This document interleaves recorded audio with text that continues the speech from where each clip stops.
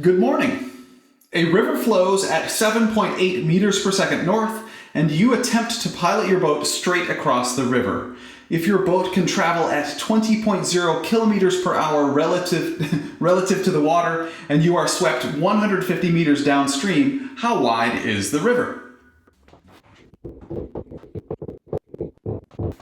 Okay, we know the velocity of the boat with respect to the river is 20.0 kilometers per hour.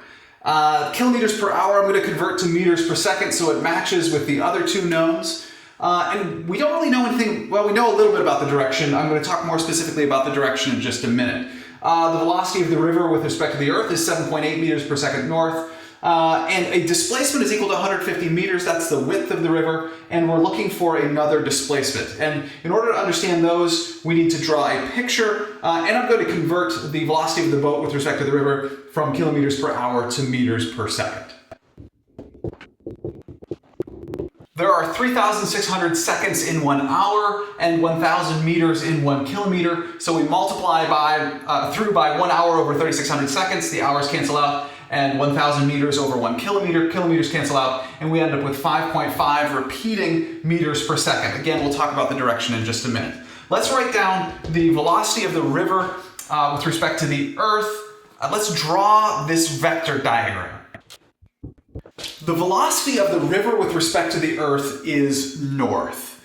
Now, one of the things that I find that students struggle with right here is then drawing the shore of the river. So think about it for a minute. If the velocity of the river with respect to the Earth is in this direction, is the shore of the river like this, or is the shore of the river like this? It's an important question you need to get the correct answer for. Okay, so there, you thought about it. So the velocity of the river with respect to the Earth is due north. Well, the shore of the river is going to be parallel to the direction that the water flows. So the shore of the river is going to look like this. Which means it said that the velocity of the boat with respect to the river, that we pilot your boat straight across the river, which means the velocity of the boat with respect to the river could be either west or east. Those are the directions that are directly across. I'm going to choose west simply because that's I guess it'll fit better, but it doesn't really matter. You could choose west or east.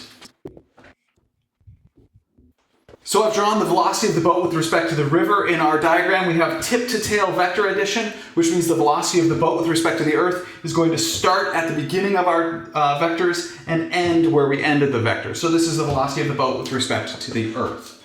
And we know this 150 meters is how far you are swept downstream. So that is actually the displacement in this particular case in the y direction. And the question is, how wide is the river? Well, that would be the displacement in the x direction, because that would be the width of the river. Again, so this is how far down river you are swept, which is in the y direction, and the displacement in the x direction is then how wide the river is, and that's what we're solving for.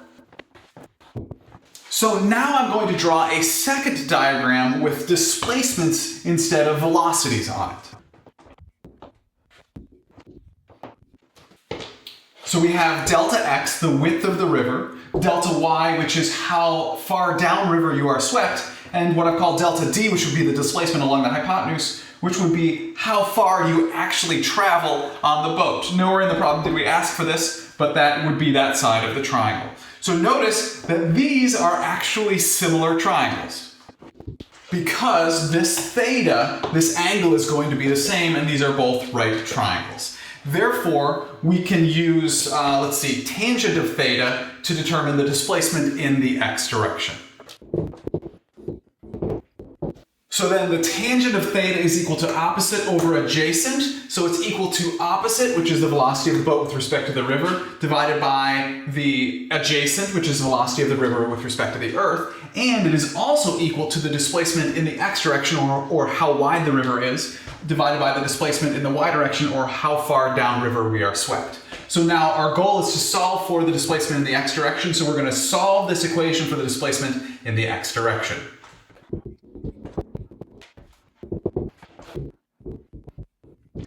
So we can multiply both sides of the equation by the displacement in the y direction. The displacement in the y direction cancels out on this side. We end up with the displacement in the x direction equals the displacement in the y direction times the velocity of the boat with respect to the river, divided by the velocity of the river with respect to the earth. And now we can substitute in numbers.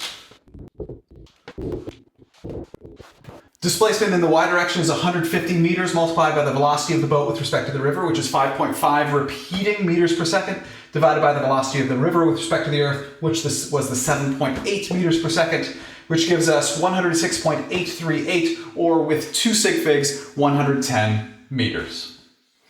Thank you very much for learning with me today. I enjoyed learning with you.